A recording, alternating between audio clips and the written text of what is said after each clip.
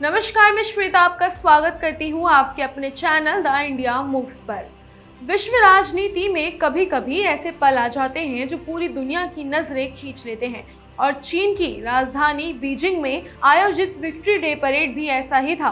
इस अवसर पर चीन ने दूसरे विश्व युद्ध में जापान की हार के 80 साल पूरे होने का जश्न भव्यता के साथ मनाया। लेकिन इस बार ये सिर्फ ऐतिहासिक कार्यक्रम नहीं था, बल्कि एक सशक्त संदेश भी था जिसने अमेरिका और वैश्विक राजनीति के परिदृश्य को हिलाकर रख दिया।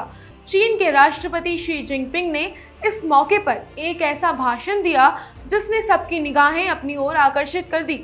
उन्होंने सीधे तौर पर अमेरिका का नाम नहीं लिया, लेकिन उनके शब्दों में स्पष्ट संकेत थे कि चीन अब किसी की धमकियों से डरने वाला नहीं है। वे अपने रास्ते पर मजबूती से आगे बढ़ता रहेगा। शी ने कहा, इंसान एक ही प्लेनेट पर रहते हैं, इसलिए हमें मिलकर काम करना चाहिए और मिलजुल कर शांति से रहना चाहिए।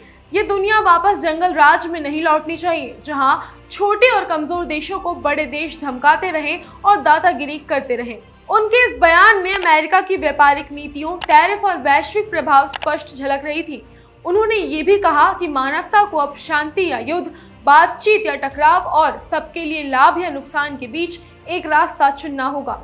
इस दौरान आयोजित भव्य परेड में सिर्फ सैन्य शक्ति का प्रदर्शन ही नहीं, बल्कि चीन ने वैश्विक नेतृत्व और कूटनीतिक संदेश भी भेजा। मंच पर मौजूद नेताओं की सूची ही इस बात को स्पष्ट कर रही थी कि चीन अपने वैश्विक दृष्टिकोण और सहयोग के ढांचे को बढ़ावा देना चाहता है।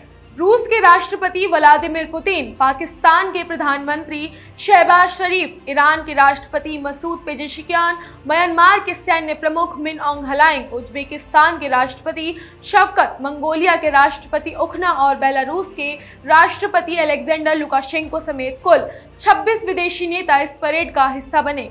यूरोप के स्लोवाकिया के प्रधानमंत्री रॉबर्ट फीको और सर्बिया के राष्ट्रपति अलेक्जेंडर वुचिच भी शामिल हुए।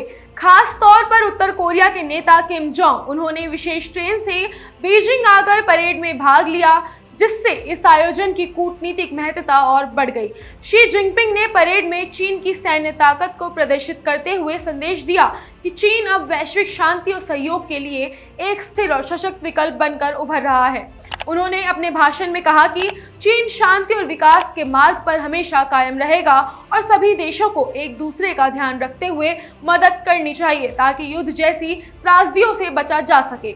उन्होंने ये भी स्पष्ट किया कि चीन गैर पश्चिमी देशों के लीडरशिप में नई वैश्विक व्यवस्था की वकालत करता है और दुनिया के छोटे और कमजोर देशों की सुरक्षा के लिए हमेशा खड़ा रहेगा।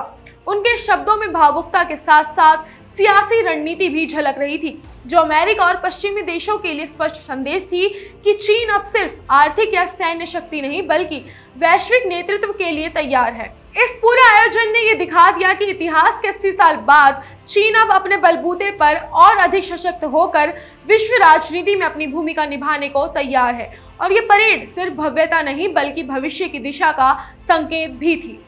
फिलहाल के लिए इतना ही। आगे की देश दुनिया की ताज़ा अपडेट्स के लिए बने रहिए आपके अपने चैनल द इंडिया मूव्स के साथ। और वीडियो पसंद आई हो तो लाइक और शेयर करना ना भूलें।